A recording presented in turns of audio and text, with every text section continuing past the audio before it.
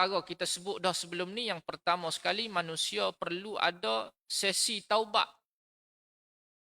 Kalau setakat beribadat sahaja sepanjang hidup tanpa kita minta istighfar kepada Allah Ta'ala, kata Syekh Abdul Qadir, tidak cukup untuk kita hanya solat sepanjang malam. Tak ada istighfar. Lepas pada semaya bangun, klik selalu kau. Nah, tidak pernah diucapkan astagfirullahalazim, astagfirullahalazim, astagfirullahalazim. Berzikir kau. Kata Syekh Abdul Qadir, bukan Allah Ta'ala tak terima solatnya, terima. Cuma tidak ada sepanjang hidup ini sesi taubat dalam hidup dia. Taubat ni minta ampun kepada Allah Ta'ala, tak ada. Maka tidak sempurna ibadah yang kita buat kalau tak ada taubat. Yang kedua kita sentuh sebelum ini, moga kita sebulan sekali bawa kitab ni. Pasal dia dah, nak royak semula. Hak je royak ni pun tak ingat kalau tak royak semula ni. Yang kedua kita sentuh juga bab al-khawfu minal jalil, iaitu kalau kita jadi orang beriman, kita pilih jalan untuk ketakwaan, kita kena ada sifat takut kepada Allah Ta'ala. Takut kepada Allah Ta'ala. Ada orang ibadat, tapi dia tidak simpan rasa ketakutan dalam diri dia. Takut kepada Allah Ta'ala, kurang. Bukan nak kata hak je ceramah ni paling ramai-ramai, hamba je takut sekali. Tak. Tapi al-khawfu minal jalil ini ciri manusia yang bertakwa. Ini siapa kata? Sayyidina Ali radhiyallahu anhu. Sayyidina Ali kata apa? Kalau kita nak jadi manusia yang bertakwa, kita kena ada 4 perkara. Yang pertama sekali, orang yang bertakwa itu, dia kena ada al-khawfu minal jalil. Rasa takut kepada Allah Ta'ala. Semaya. Ada budak-budak muda semaya. Tapi kenapakah solat itu diselangi dengan dosa-dosa yang kita buat? Kerana tidak ada rasa takut. Kalau ada rasa takut, maka kita mikir dulu sebelum kita nak buat dosa. Yang kedua, kata Sayyidina Ali, kalulah kita nak jadi orang bertakwa, kita kena ada wal amalu bit tanzil.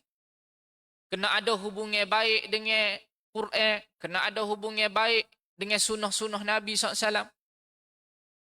Bukan setakat kita buat ibadat sahaja. Kita tidak ambil cara langsung buat sunnah, tak boleh juga. Dan yang ketiga, kata Sayyidina Ali radhiyallahu an, orang yang bertakwa itu, dia kena ada ciri yang ketiga, iaitu al-qana'ah ataupun ar-ridha minal qalil. Apa maksud dia? Iaitu al-qana'ah ini maksudnya rasa cukup. Ar-ridha, rasa reda. Ada sifat reda dengan minal qalil, benda hak sikit. Kata Sayyidina Ali ke apa? Maksudnya dia tidak jadi manusia yang mengeluh dengan apa yang Allah Ta'ala beri kepada dia. Setelah dia usaha dah. Dia dengan guru dia sama-sama usaha nego. Guru dia ni Allah Ta'ala beri dia ni, guru dia ni kaya raya, kedah sebelah-sebelah. Nego bagi tolak. Tapi guru dia ni nak buat lagu mana tak tahu, Allah Ta'ala beri kaya. Dia bagi hak tolak. Taktik hak tolak cara nego. Tapi Allah Ta'ala beri bobo cukup. Nak kata kaya apa guru dia tak ni tu tak. Tapi ada dalam diri dia ini al-qana'ah. Oh syukur dah. Ada juga orang mari. Tidaklah kata nego hamba rugi. Tapi cukup-cukup makan. Rasa reda, rasa cukup dengan Allah Ta'ala beri. Para ulama ke apa? Kita duduk sorang ke, kita nengung sorang. Gapo lagi yang kita berasa tidak cukup dalam hidup kita? Kalau ada banyak benda yang kita tidak berasa cukup dalam hidup kita, bermakna kita kurang mengenang apa yang telah Allah Ta'ala beri sebelum-sebelum ini. Duk fikir hak barang tak cukup. Hak barang tu yang beri selama ni. Hak Allah Ta'ala beri dalam keadaan kita tidak perasan. Hak Allah Ta'ala beri tidak serupa dengan apa kita minta. Banyak mana dah. Kadang-kadang kita fikir benda itulah yang mendatangkan rasa reda, rasa cukup. Maka jauhlah orang itu daripada sifat membanding-bandingkan hidupnya dengan orang lain. Itu. Nak jadi orang bertakwa. Yang keempat, Kata Sayyidina Ali, kalau nak jadi orang yang bertakwa ini, dia kena ada al-isti'dadu liyaumir rahil. Apa maknanya? Iaitu orang yang bertakwa, dia tiap-tiap hari dia berasa gelisah. Gelisahnya dia bila dia tidak ada persiapan dengan Allah Ta'ala. Nak gelisah. Gelisah-gelisah ni Tuhan buat dalam diri manusia ni, ada setengah orang gelisah bukan sebab hubungan dengan Allah Ta'ala. Gelisah kadang-kadang hujung bulan gaji tak cukup makan. Gelisah juga. Gelisah manusia ni banyak kali. Tapi siapa-siapa hak boleh gelisah disebabkan dia berasa tak cukup hubungan dia dengan Allah Ta'ala, maka gelisah itulah gelisah hak paling baik. Maka dia buat persiapan. Itu 4 perkara. Kurang-kurang agak kita ada salasa pun tak apa dah. Hak jo kecek ni pun tulah juga. Tidaklah kata ada 4-4 dah juga. Usaha kita sama-sama usaha. Maka Syekh Abdul Qadir dia buat kitab penawar bagi hati ni, nak suruh berasa diri kita ini lunturkan, cuci hati kita daripada sifat terlajak mencintai dunia. Ada ambil, tak ada tak mengeluh. Ada lebih ambil. Terbaik. Baik, pada malam ini kita sambung perbahasan kita pada bab yang ketiga. Pada menyatakan zahid, yakni maksudnya zuhud. Ini sifat yang terpuji. Zuhud ni apa? Kita baca sikit. Ketahui olehmu bahwasanya zahid itu benci akan dunia dan berpaling daripadanya. Dan berkata setengah ulama, iaitu meninggalkan kesenangan dunia kerana menuntut akan kesenangan akhirat. Ini sifat zuhud. Jangan pula kita salah faham sifat zuhud. Makna zuhud ni berapa? Kata Syekh Abdul Qadir, makna zuhud ini dia sanggup kehilangan dunia yang dia ada di sisi dia kerana dia menuntut tentang kesenangan dia di hari akhirat. Kita tengok satu ucapan daripada Abdul Rahman bin Auf, seorang sahabat Nabi hok kaya raya. Dia kaya, Tuhan beri dia kaya. Tapi kaya dia tu barang tak duduk dalam hati. Kaya dia duduk bagi duduk tangan. Mana kata hilang pun tak apa, mana kata ada dia ambil. Bukan nak kata semua orang kaya hok kita tengok di dekat-dekat dengan kita ni semua, dia ni pakai kereta besar ni. Dia ni tak ada zuhud. Tak boleh nak kata lagu tu. Dia ni rumah besar. Buat ni, buat loan rapat jik 900,000 sejuta riyal. Ni tak ada zuhud. Tak boleh nak kata gitu. Dia mampu ikut dia lah. Kita pakai kaci turbo tu. Jaduk kata kat orangnya. Kalau ada pitih, teh beli juga kita. Maksudnya apa? Meninggalkan dunia ni, maksudnya kalau hilang barang tangan dia tu tak apa. Kita tengok balik ucapan sahabat-sahabat hok kaya raya ni. Antaranya siapa? Sayyidina Abdul Rahman bin Auf, Sayyidina Uthman bin Affan. Pokok dia ni. Hok jenis tak takut kau hilang barang ni. Ambo takut tak? Takut juga ambo pun. Hok dia ceramah ni takut hilang barang pun. Tapi ni sahabat ni Abdul Rahman bin Auf. Waktu bila mana dia lepas pada peperangan Uhud. Perang Uhud kan, perang kedua umat Islam. Perang pertama perang apa? Perang Badar. Badar ni umat Islam sikit, tapi menang. Bulan puasa. Senjata tak banyak. Bukan perancangan asal nak pergi perang. Planning asal nak pergi apa Badar ni?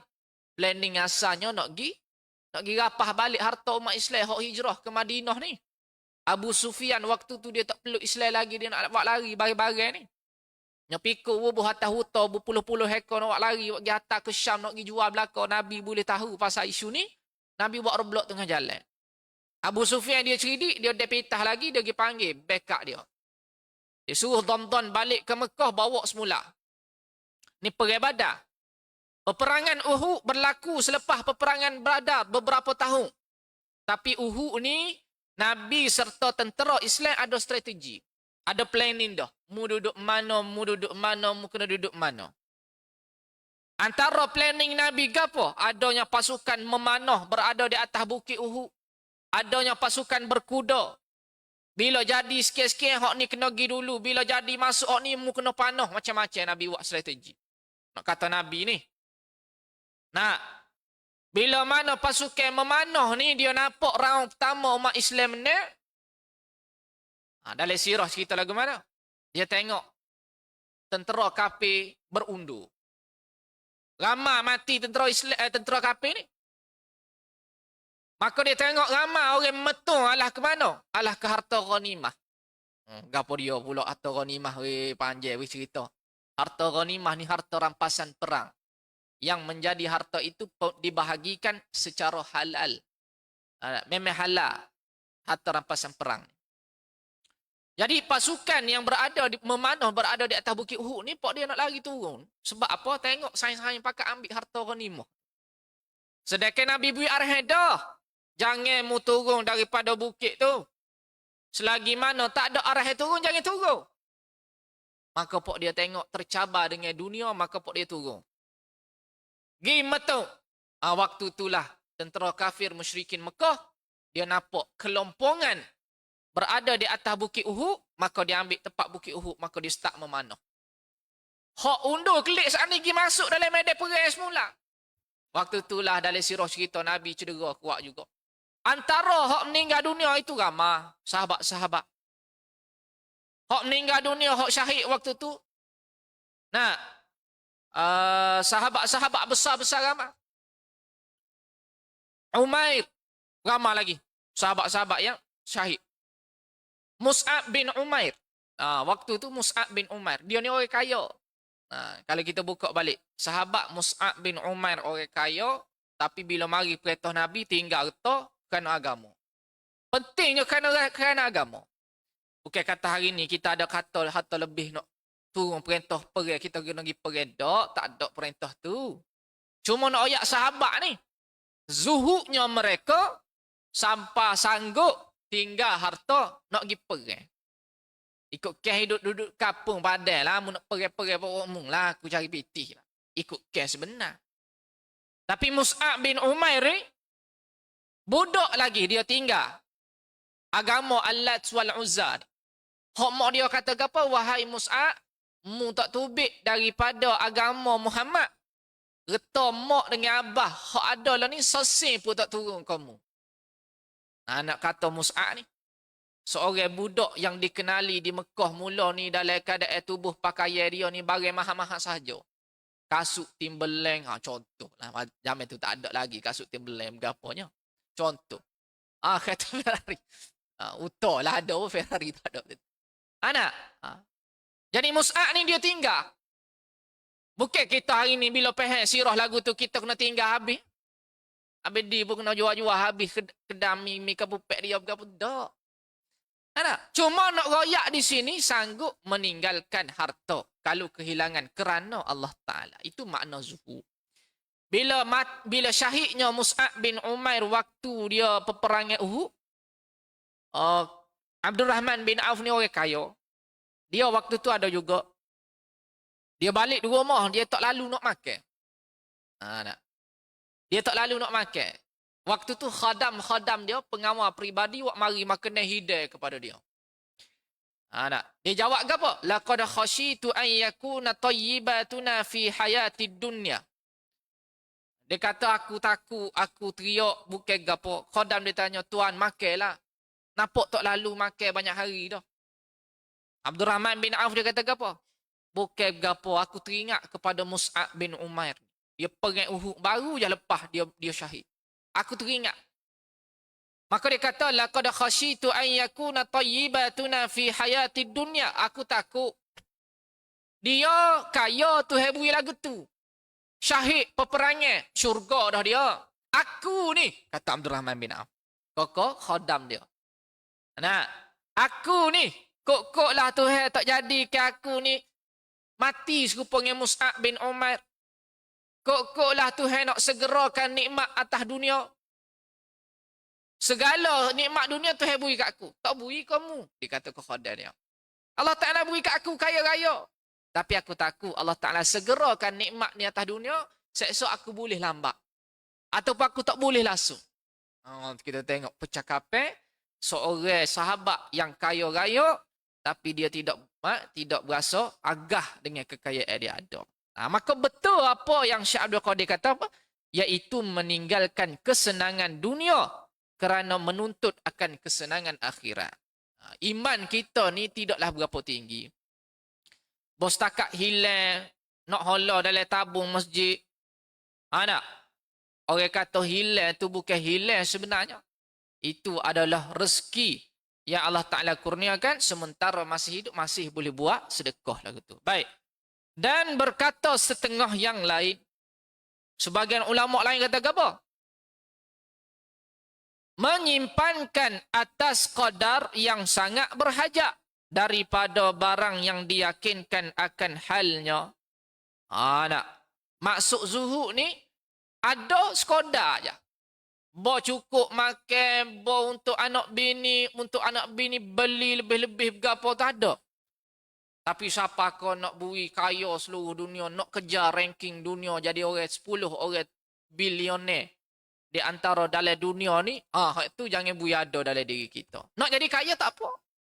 Tapi nak kejar kepada ranking kedudukan tu, itu takutnya kata ilmu tasawuf, takut tergelecoh. Nak. Tapi kalau nak buat juga, tak ada masalah, dia mau buat lah. Cuma ilmu tasawuf ni dia satu cabang ilmu yang memberi nasihat kepada kita. Kenapa setengah daripada benda yang dibenarkan, dia bercanggah kadang-kadang. Nak. Supaya sebenarnya, kalau ikut orang nak cari rezeki lebih, ikut pergi. Ya?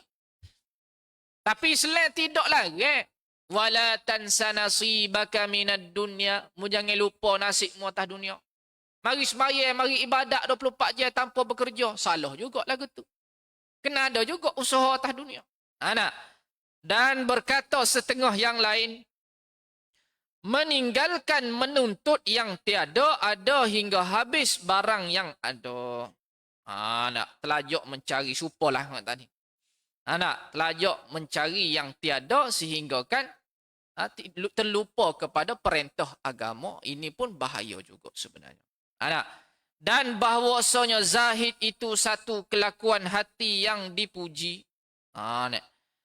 Zuhud ni satu sifat yang dipuji, yang menyebabkan ia akan kasih Allah Ta'ala dan sekalian manusia akan orang yang bersifat dengan dia. Bukan setakat Allah Ta'ala suka kepada manusia yang zuhud ni, rendah diri, tidak takabur, cara kecek pun tidak beragah. Nak. Waktu demo miskin mula, cara kecek lain. Waktu demo kaya lah ni, Tuhan beri demo rezeki lebih, cara kecek demo apa harga. Itu tak silap gitu. Tapi kalulah kita kenal seorang yang miskin, tiba-tiba Tuhan beri kaya kepada dia dengan beberapa pekerjaan dia buat, tidak berubah mulut dia dengan kata-kata yang baik kepada orang. Maka bukan setakat Allah Ta'ala suka kepada dia, tetapi makhluk lain pun suka kepada dia. Itu kata Syekh Abdul Qadir. Baik. Maka kerana sabda Nabi SAW, Nabi pesedah, izhad fid dunya, zuhudlah kamu dengan kehidupan dunia. Yuhibbakallah, nescaya Allah akan mengasihimu. Nak. Dia ada kereta besar. Nak mari masjid dengan kereta besar, ikut dia lah. Kerana tu kereta dia. Kita pula duk buat mulut tak sedap. Awak kau kaya tak boleh kau naik kereta-kereta biasa je mari masjid. Jangan kita buat perbandingan dengan lagu tu. Salahlah mata kita tu. Zuhud tidak semestinya dia ini kaya mempamerkan hartanya. Tidak. Dan zuhud ini pula tidak semestinya dia ni ada harta tapi dia pergi pisah pakai pakaian yang buruk. Tidak juga. Tak. Orang kata, weh lah Tok Haji ni. Sekat kelik haji baru ni nampak pakai mahal dia tak pakai belakang. Pakai jubah betapa-tapa dah lah ni. Adakah itu zuhud? Tidak tepat makna zuhud tersebut. Itu kupik orang panggil. Itu kupik. Padahal dia mampu. Allah Ta'ala tak larang orang nak pakai pakaian mahal. Kerana dia mampu. Kerana Allah Ta'ala suka akan kecantikan. Asalkan dia mengikut syarak. Nak kau pakai baju-baju hok ada korok, hok lambai-lambai salik gapo. Adakah itu disukai Allah Taala? Tidak. Maksudnya pakaian-pakaian yang cantik. Dia nak pakai lah. Kerana Allah Taala suka. Kepada orang, kepada kecantikan itu Allah Taala suka. Baik.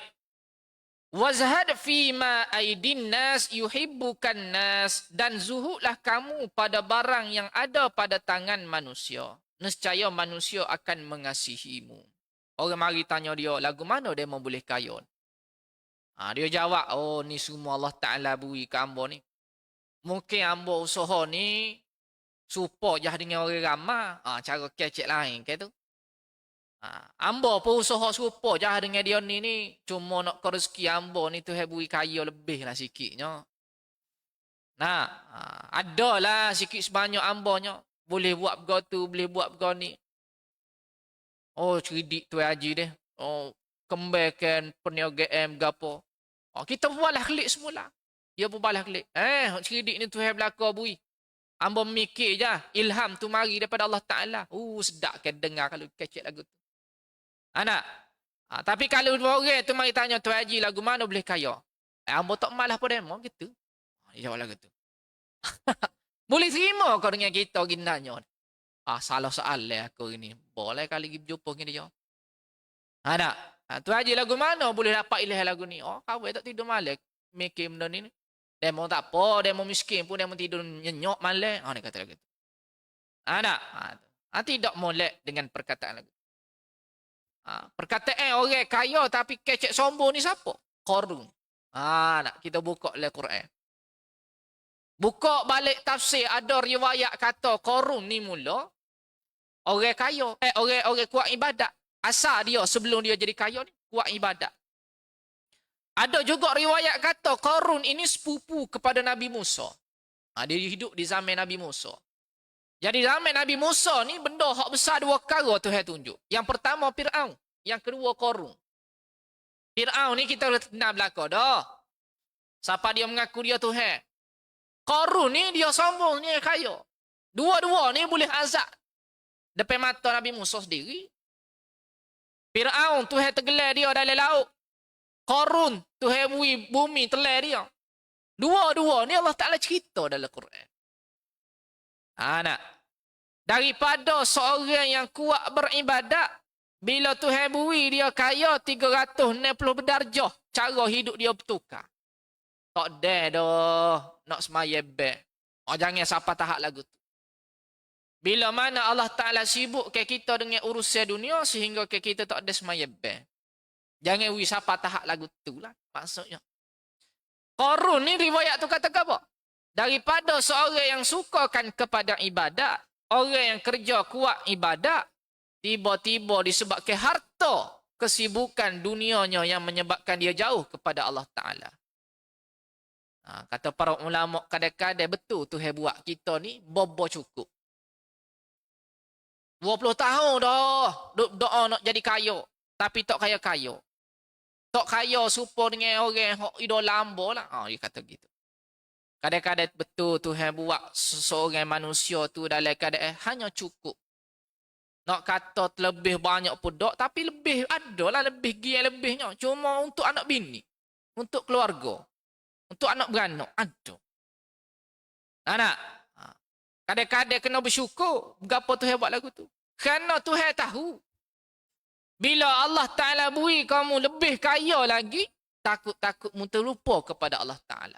Ni Allah Ta'ala nak cerita bab Qarun tu. Bila orang kita tanya Qarun lah, supaya dia tu saat ni kita tanya Tuan Haji itulah. Qarun lagu mana mu boleh kaya ni? Lah ni, kau orang pakat nak jadi kaya, dia pergi masuk kelas nak jadi kaya belaka. Kelas nego bayar 4,000, 5,000 nak jumpa. Dia mau mampu buat lah. Ilmu juga tu. Kalau manfaat dia buat lagu tu, manfaat lah, tak ada masalah. Tidak jatuh ke haram. Maka Qarun jawab apa? Qala innama utituhu ala ilmin indi. Aku kaya ni sebab aku soho lah.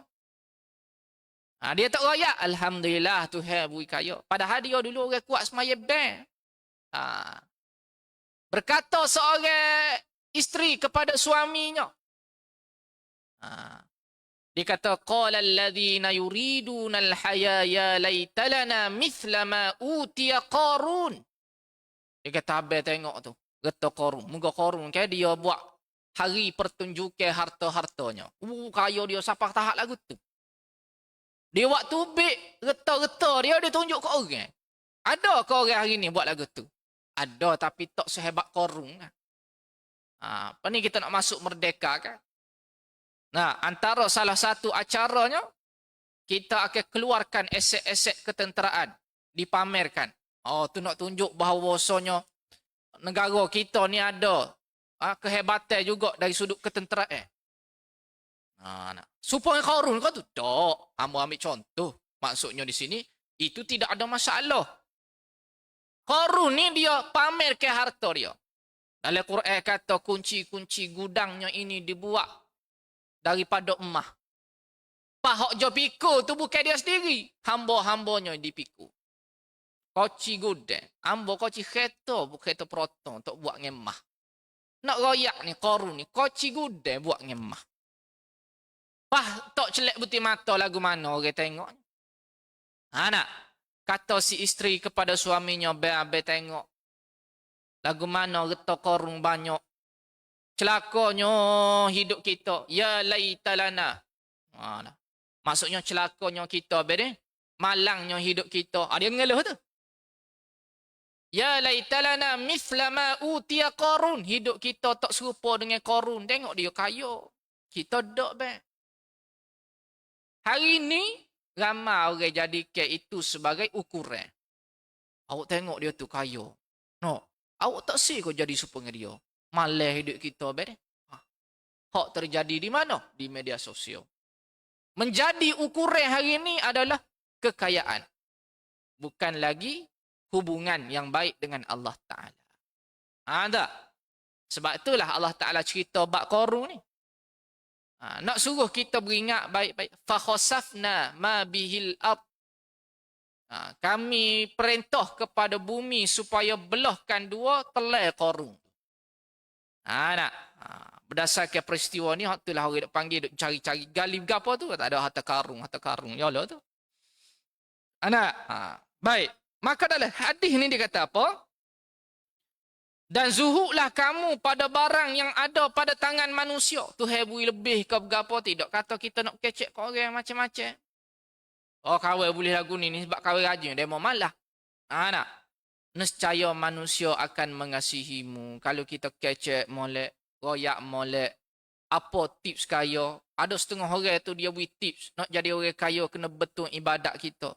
Betul niat kita kerana Allah Ta'ala. Betul juga dia kata lagu tu. Nak. Baik. Kunci bagi menjadikan seseorang itu zuhud adalah dengan mempunyai ilmu pengetahuan. Sebab tu nak jadi zuhud di sisi Allah Ta'ala ini adanya ilmu pengetahuan. Ini Allah Ta'ala berfirman dalam surah Al-Qasas. وَقَالَ الَّذِينَ أُوتُوا الْعِلْمَ وَيْلَكُمْ ثَوَابُ اللَّهِ خَيْرٌ لِمَنْ آمَنَ وَعَمِلَ صَالِحًا. Dan berkata pula orang-orang yang diberi ilmu di antara mereka. Jangan kamu berkata demikian. Pahala daripada Allah lebih baik bagi orang yang beriman dan beramal soleh. Siapa dia kata ni? Orang yang beriman, yang berada di kawasan Qarun waktu tu. Jangan kita kata lagu tu. Jangan jadi ke ukuran manusia ni kaya. Tapi orang beriman kata apa? Sawabullahu khairul liman amana wa amila salihah. Kaya itu semata atas dunia. Tetapi kaya di sisi Allah Ta'ala ini ialah bila mana kita cuba nak jadi orang yang berilmu. Usaha untuk mengaji ilmu. Hak tu kaya. Kata Sayyidina Ali sekali lagi dia kata apa? Al-ilmu khairum minal mal. Ilmu itu sebenarnya lebih baik daripada harta. Nak. Al-ilmu yahrusuk. Ilmu itu dia akan menjaga kamu. Betul. Dengan kita ada ilmu, ada amalan. Ada amalan saja, tak ada ilmu. Tak boleh. Beramal je semata-mata. Bapa dia mau buat lagu ni? Tak tahu kawan. Buat je lah.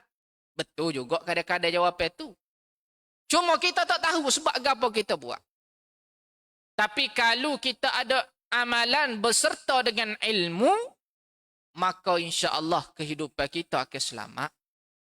Tu. Nah, supaya kita belaka sama-sama kena mengaji ilmu belaka. Nah, kata Sayyidina Ali, sedangkan ilmu itu dia akan melindungi kamu. Kita boleh membezakan mana yang baik, mana yang buruk melalui neraca timbangan ke apa? Ilmu. Kerana ilmu lah kita tahu akibat dosa-dosa tertentu yang kita tak nak buat tu. Kita dok faham bahawasanya dosa orang judi, apa dosa sebab ada ilmu lah. Kita tahu akibat dia berapa. Apa yang siapa tahu Allah Ta'ala golong ke orang judi ni dosa besar. Kita dok, bila tak ada ilmu dia anggap benda tu main Oh lah, salah berapa ustaz ya. Nak main mene-mene, puah-puah duk saja, masuk belai-belai main dia teruk, tok seria 2 ria. Nak kau ada manage celep putih mata. Kalau bermain kosong lagu tu, tak berasa semangat belah mana. Anak, ada jadi benda tu sebagai benda hiburan. Anak, maka ilmu seseorang itu akan menentukan seseorang itu menyelamatkan manusia. Sedangkan harta itu, kalau kamu simpan banyak mana sekalipun, akhir sekali bila kamu guna, dia akan berkurangan. Kata Sayyidina Ali, kalau ilmu, semakin banyak ilmu kamu, semakin banyak kamu kongsikan, kamu sebarkan dakwah kamu, maka semakin banyaklah kiraan dia di sisi Allah Ta'ala. Sebab tu Nabi SAW ni ajar ni. Ni pok-pok tabligh duk buat ni. Sebar ilmu tu, duk baca Fadilah Amal, takat hadis ke apa. Ada, duk baca.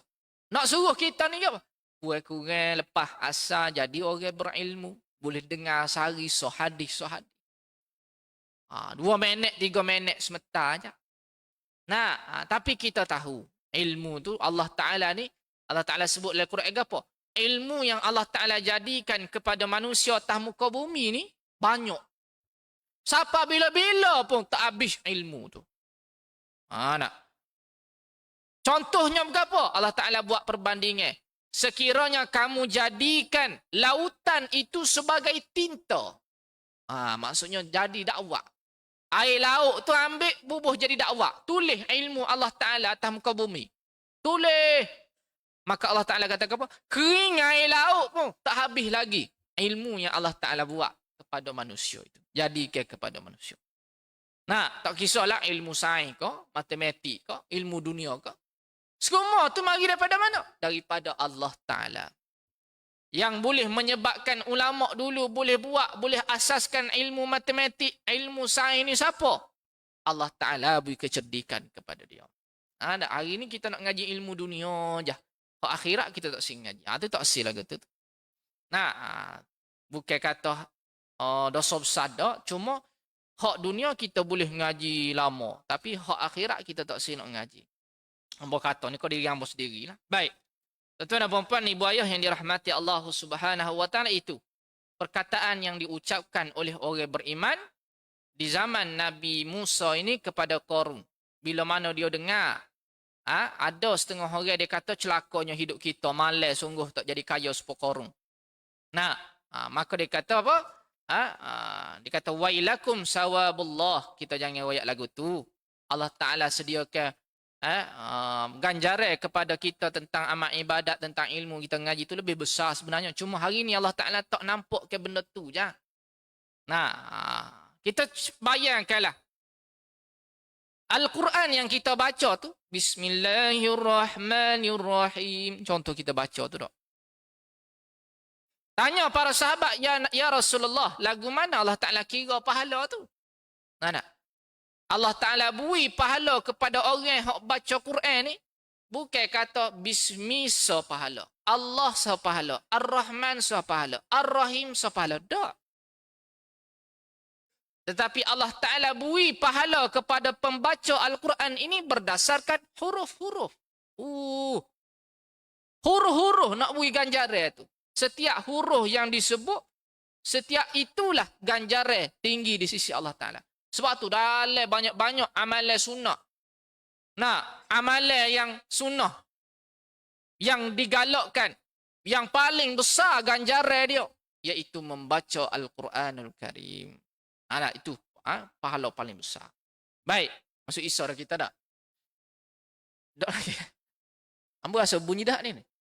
Eh? Ini tak boleh panjang-panjang berdiri. Baik. Daripada barang yang diberikan akan Qarun di dalam dunia ini. Nak Syekh Abdul Qadir dikata gitu. Anak. Ini maknanya jangan kita jadikan Qarun ni sebagai ikutan kita dan kita kena ambil pengajaran tentang kehidupan Qarun ini. Kalau kita nak jadi manusia zuhud, kita kena buat sifat-sifat lagu tu. Baik. Allah Ta'ala menerangkan di dalam ayat tadi. Zuhud adalah sebahagian daripada faedah orang yang menuntut ilmu. Sebab tu kita tengok ulama-ulama ke. Babuk ko ni ulama-ulama. Kok ada lagi lo ni lah.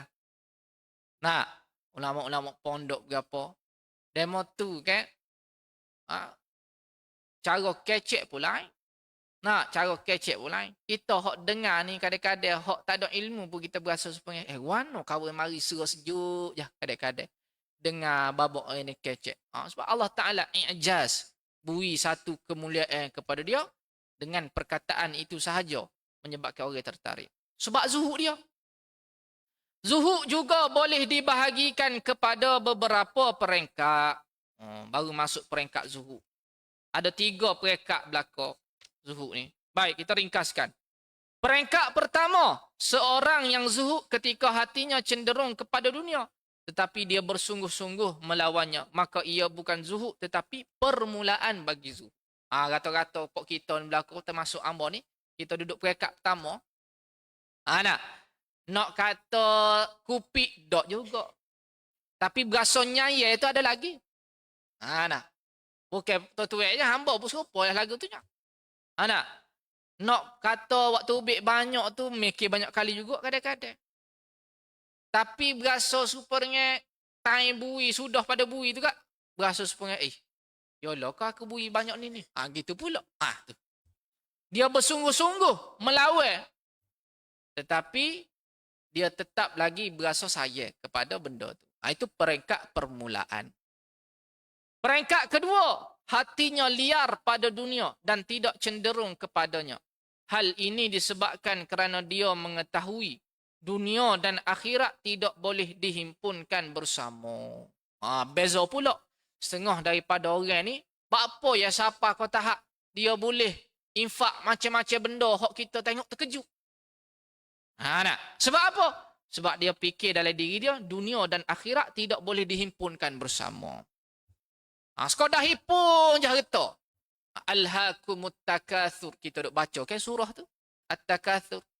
Hatta zurtumul maqabir. Celakalah bagi golongan at-takatsur. Apa dia at-takatsur? Hak berhipun harta.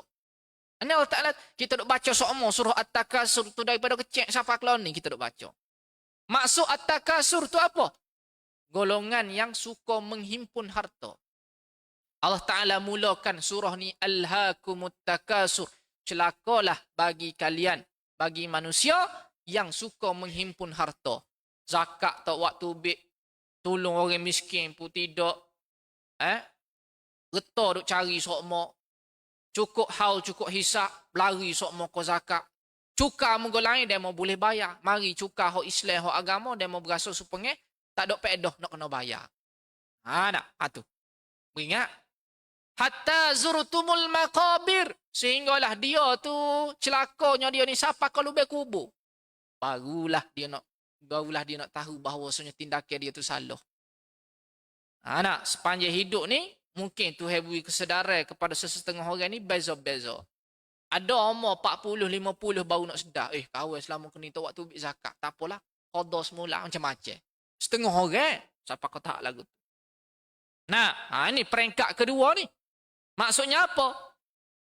Dia mikir barang hak banyak, hak hilang tadi.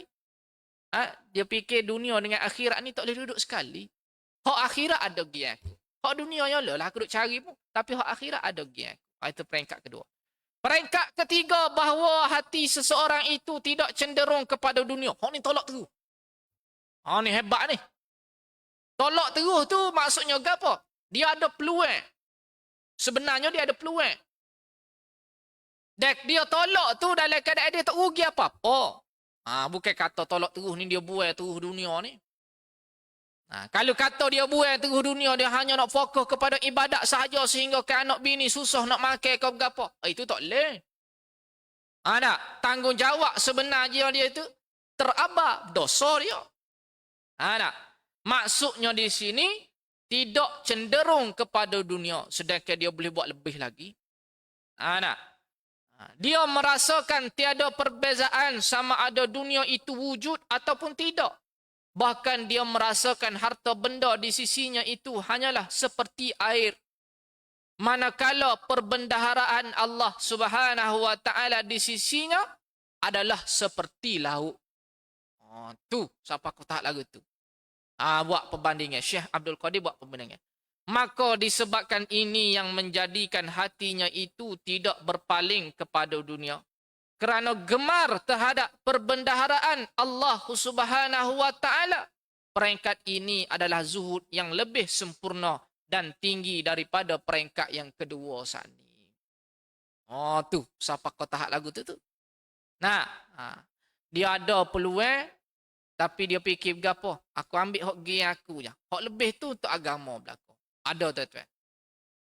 Ambo besok buah dengan sore tu email ni, dia kata ada setiap bulan jemaah dia ni hak sanggup bui hasil gaji daripada gaji dia tu. Hasil bukan gaji dia, maksudnya hasil daripada jualan dia tu separuh. Katakanlah dia kata 300,000 jualan dia sebulan. 150 wajib dia akan pergi ke masjid Ambo. Tu email tu kata. 150 lagi untuk musim modal, untuk getah dia, untuk anak bini, untuk perbelanja itu. Cuma kita kalau ada 300,000 tu kita nak beri tak 150,000 supaya dia tu. Tak beri mudah-mudah. Aku peluh punggu-punggu siapa kau nak boleh ke getah mudah-mudah nak beri ke orang. Nak? Masa hari ni boleh lah kecek muka tak ada getah belakang lagi. Anak ojo kecek ni rupa juga. Time ni sedap lah duk katok leko. Allah Ta'ala uji manusia tu bila berharta. Tengok lagu mana tu. Tu kita berhenti sekat tu dulu lah. 8.50 dah. InsyaAllah. Ni maksud zuhud ni. Sebab tu sedap juga kadang-kadang kita baca kitab ni kan. Baca sore pun boleh. Sedap baca. Kerana Syekh Abdul Qadir ni meninggal dunia ni waktu muda. Umur dia tak silap 50 tahun meninggal dunia dah. 1965 dia meninggal. 1905 dia lahir, 1965 dia meninggal dunia. Dalam umur dia tu berapa 1965 tolak dengan 05.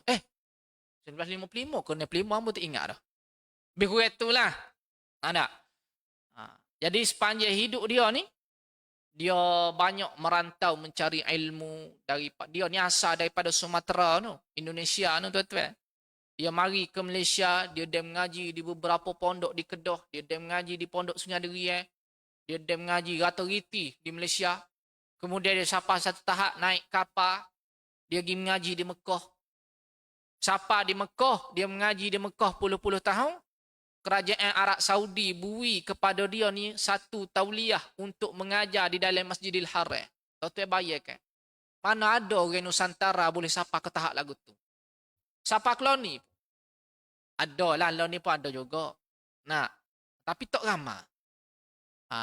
Dan di antara karya-karya tulisan daripada tangan beliau sendiri, iaitu kitab Penawar Bagi Hati yang menjadi satu kitab kegemaran para penceramah duduk mengajar rata-riti seluruh masjid-masjid di seluruh Kelantan dan luar Kelantan. Kita bayangkan dia meninggal dunia dah. Orang duk baca kitab. Ni kata ilmu tu. Yang kita kata saat ni, Sayyidina Ali ayat, al-ilmu khairum minal mal. Ilmu itu lebih baik daripada harta. InsyaAllah mudah-mudahan bermanfaat. Mudah-mudahan kita dikurniakan kebaikan di atas perkongsian ilmu agama ini. Dan mudah-mudahan Allah Ta'ala hadirkan sifat yang terpuji ini. Kita berhentilah membanding-bandingkan hidup kita dengan orang yang lebih senang. Tapi nikmat hak Tuhan beri, kita tengoklah orang yang lebih susah daripada kita. InsyaAllah mudah-mudahan manfaat kita dapat bersama.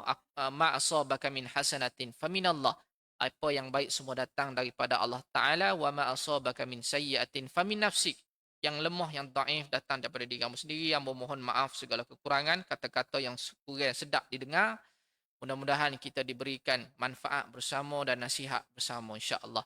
Aqulu qauli hadza wa astaghfirullahal azim li wa lakum. Assalamualaikum warahmatullahi wabarakatuh. A'udzu billahi minasyaitonir rajim. Bismillahirrahmanirrahim. Alhamdulillahi rabbil alamin wassalatu wassalamu ala asyrafil anbiya'i wal mursalin wa ala alihi wa sahbihi ajma'in. Allahumma ighfir lana dhunubana wa liwalidina warhamhum kama rabbawna shighara. Allahumma arzuqna al-fahma wal ilma wal hikmata wal aqla bi rahmatika ya arhamar rahimin.